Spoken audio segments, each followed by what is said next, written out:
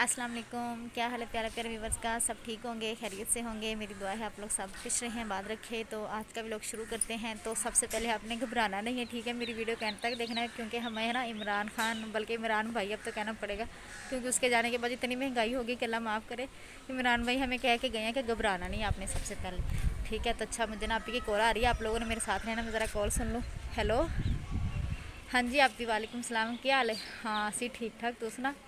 अच्छा, सही। आप ही कह रही मैं ਤੁਹਾਡੇ ਕੋਲ आ रही। अच्छा अभी ठीक है। हाँ आ जाओ।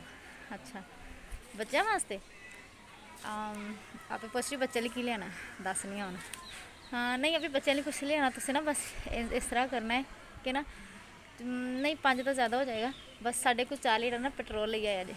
हाँ पेट्रोल, बस नहीं नहीं ज़्यादा कितने क्या है, थोड़ा ही है। हेलो, हेलो, आवाज़ नहीं आ रही आप ही? हेलो, हाँ कॉल बंद हो गई। और जनाब उन्हें काल बंद नहीं की, काल खुद बंद नहीं हुई, उन्होंने खुद की है काल कि मैं पेट्रोल का क्या किया है। तो मैं इधर वेखो, ए महंगाई का हाल जे, खून के रिश्ते सफेद कर दिते ने इस पेट्रोल की महंगाई ने। इधर वेखो, मैं क्या फ्रूट की करना है, चल तुम पेट्रोल लो। उन्होंने कहा नहीं जी नहीं, काल ही बंद होगी। बल्कि सिग्नल ड्रॉप हो गए, सिग्नल तो ड्रॉप होने ने, पेट्रोल का नाम सुन के तो बंदे ड्रॉप होंगे पे ने, तो सिग्नल किमें ड्रॉप होवन। तो जनाब मैं क्या, हर रोज़ कम कम वहा के ना, मैं अपने घर के कम वहा के सारे बोर हो गए ने, कहते आगे जी वीडियो बनानी है, सानू मज़ा नहीं आता देखने का। मैं क्या चला थोड़ा जहा कुछ फनी हो जाए, उन्होंने फनी वीडियो दिखाने।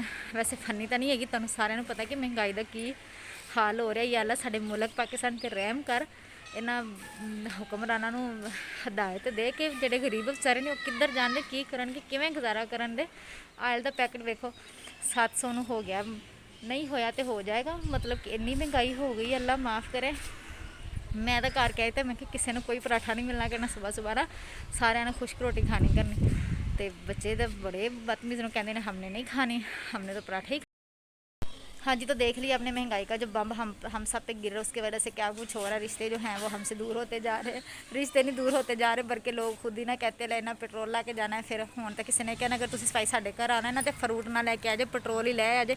मैंने तो लगता है पेट्रोल भी किसी दिन आपू तोले नाल मिलना करना, सुनियारे को जावा करा कि उत्थे भी ये इन्ना तोले सानू पेट्रोल दे दे।